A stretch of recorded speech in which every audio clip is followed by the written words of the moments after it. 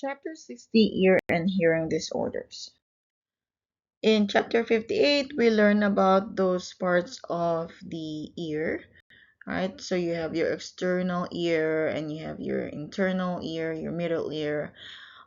For the external ear, you have or you might have foreign bodies and cerumen, which actually could be the one that is causing the obstruction and causing the hearing impairment.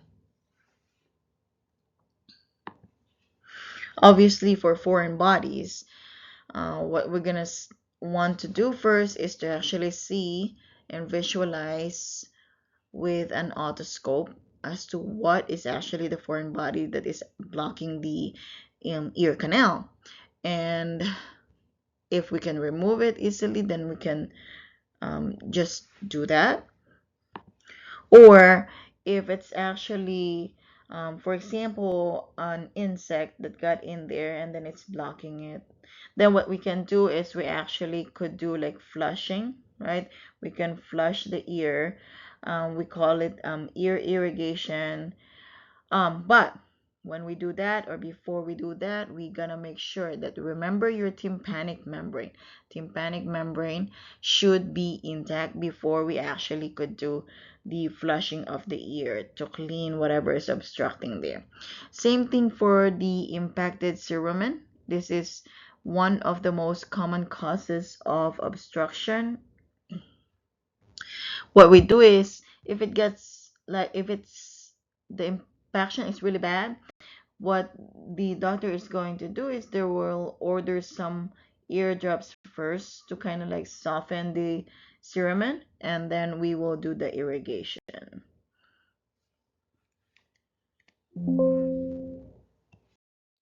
And still in the external canal, this is external otitis, or we call it swimmer's ear because it's very common in swimmers. That's why it became the name became swimmer's ear.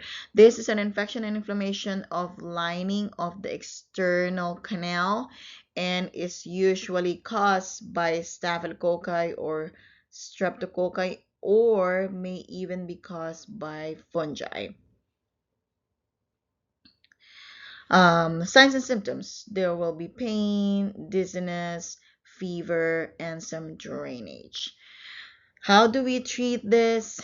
Again, if it's bacteria, then we give them antibiotic, or if it's fungi, then of course we give them antifungus, corticosteroid drops to help with the inflammation, analgesic drops to help with the pain, and then moist heat can actually help with the pain also.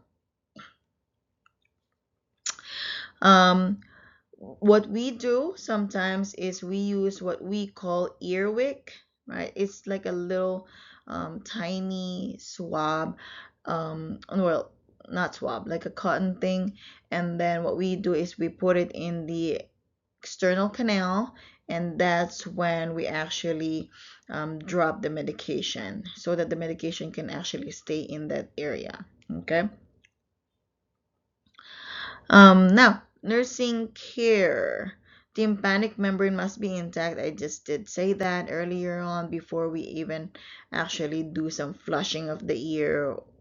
Okay, and then drops in room temperature could like the cold weather or the cold air could actually trigger dizziness, so we gotta make sure with that.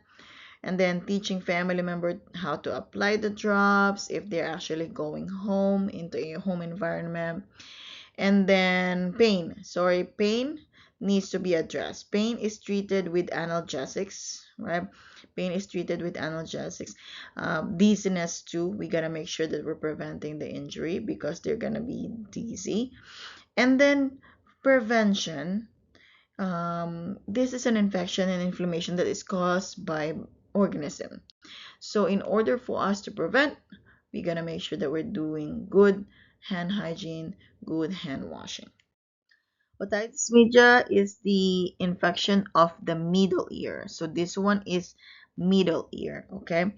It could be acute, which is acute otitis media, or it could be a chronic otitis media that acute otitis media usually develops with another infection. Most of the time is like the common colds, so the patient will be congested first, and then the cold itself is actually leading to the blockage of the eustachian tube. And then because of that, there's going to be some accumulation of fluids in the middle ear, and there's a painful pressure in the tympanic membrane. The problem with acute otitis media is that the tympanic membrane may actually rupture. And if it does rupture, it will be scarring and then subsequent hearing loss. Um, some more signs and symptoms. The patient may have pain, fever, and then headache. How do we actually take care of these patients? Then we can give them oral antibiotics um, and corticosteroid drops. And sometimes mastoidectomy is actually helping as well. Chronic otitis media is characterized by hearing loss and continuous or intermittent drainage. This one usually is not painful. The eardrum is usually perforated and shows signs of a healing perforation upon examination. However, there might be some conductive hearing loss, especially if that mastoid bone, the bones in the middle ear have been damaged by the chronic infection. What could be possible complications of chronic otitis media include, we just talked about the mastoiditis, even maybe meningitis, labyrinthitis, or cholesteatoma, and hearing impairment.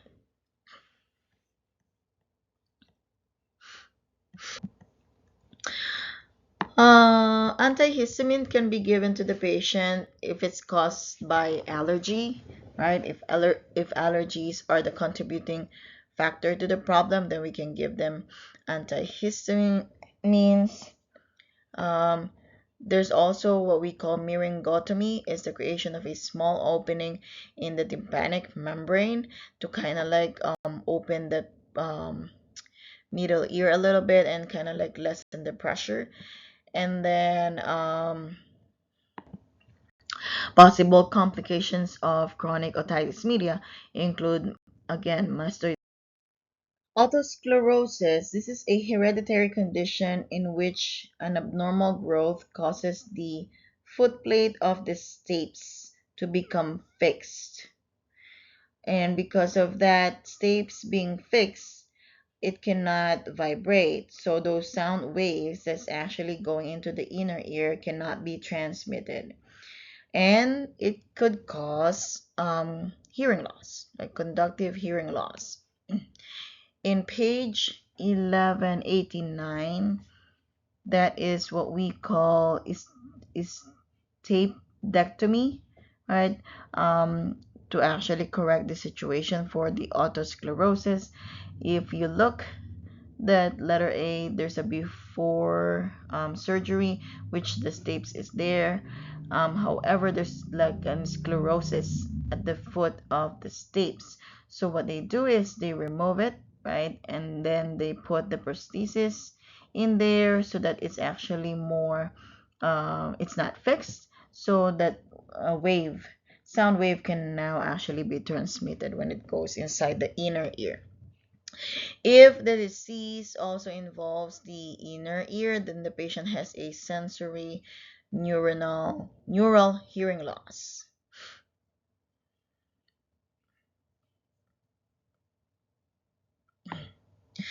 When we do the surgery, the surgical risks include complete hearing loss, infection, prolonged vertigo, and damage to the facial nerve.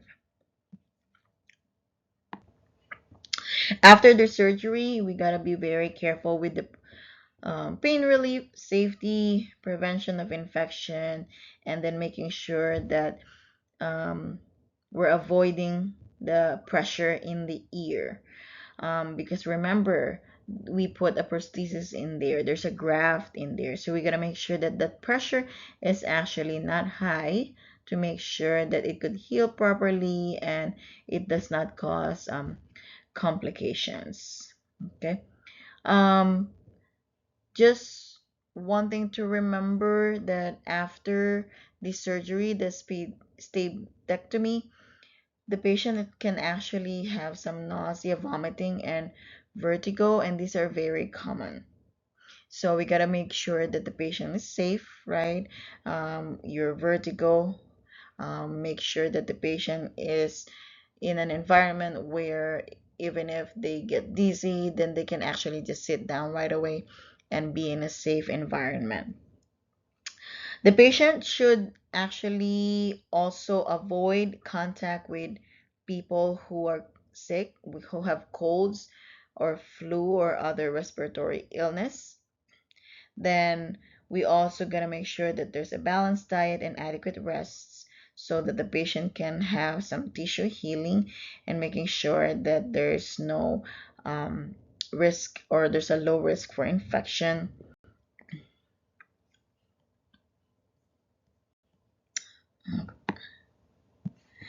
All right.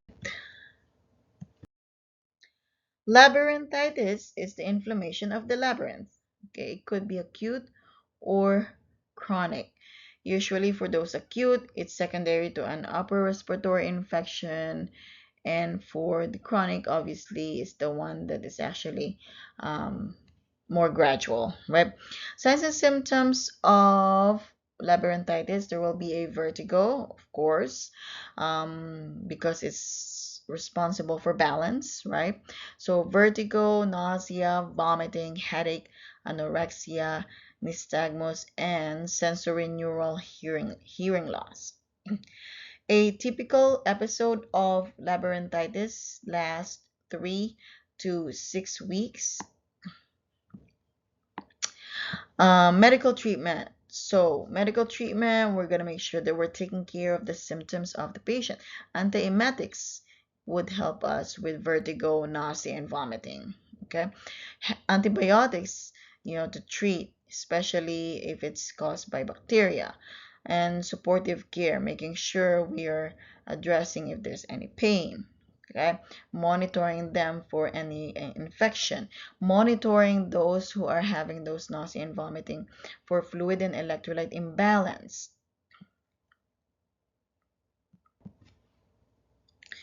Okay, then nursing care, again, is something to do with the safety because of the vertigo, the dizziness, right, that goes with the labyrinthitis.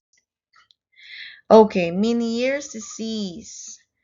Cause is unknown for Meniere's disease, but symptoms are related to an accumulation of fluid in the labyrinth.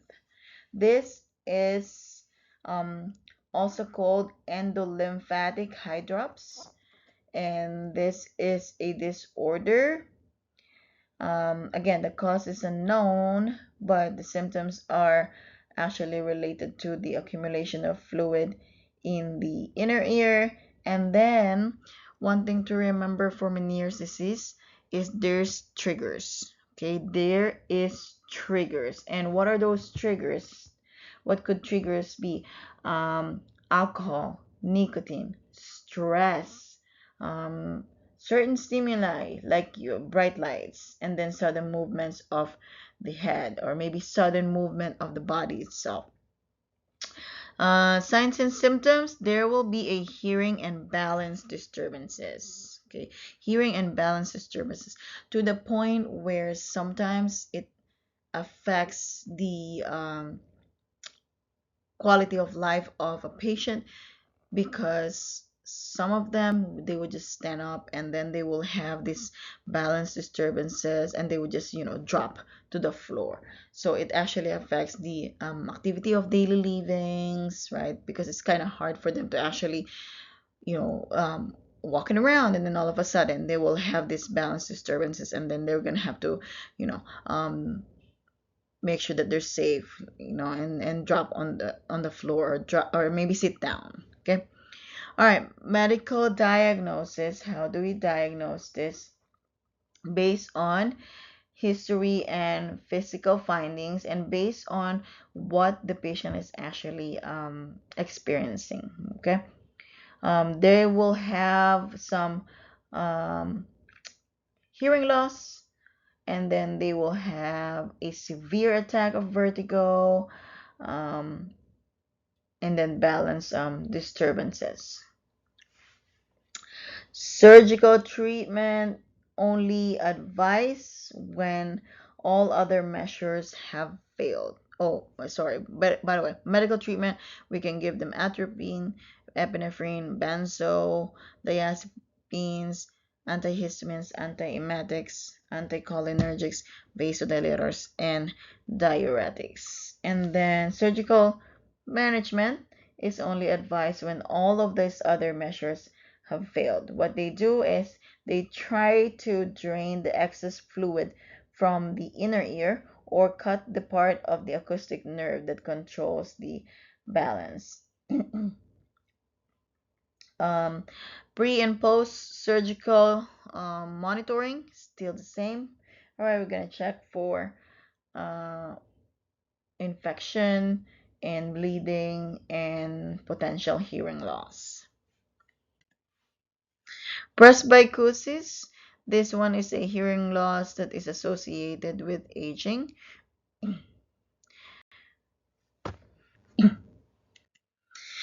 And then ototoxicity, this one is a damage to the ear or the eighth cranial nerve that caused by specific chemicals, including some other drugs.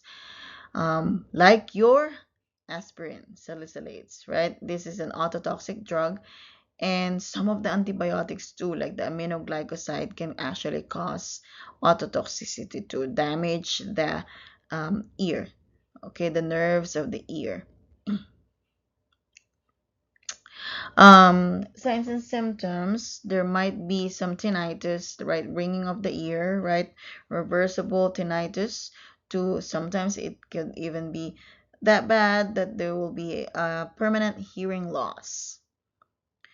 The primary symptom of ototoxicity with salicylates is tinnitus, the ringing of the ear, which disappears when the drug is actually discontinued. And then those who have poor renal function, they are at high risk for ototoxicity because the drugs are excreted more slowly. And especially if they're taking these salicylates, then and they have a poor renal function, how are they gonna actually excrete that from the body? So um, it could cause autotoxicity. Okay, and that is chapter 60.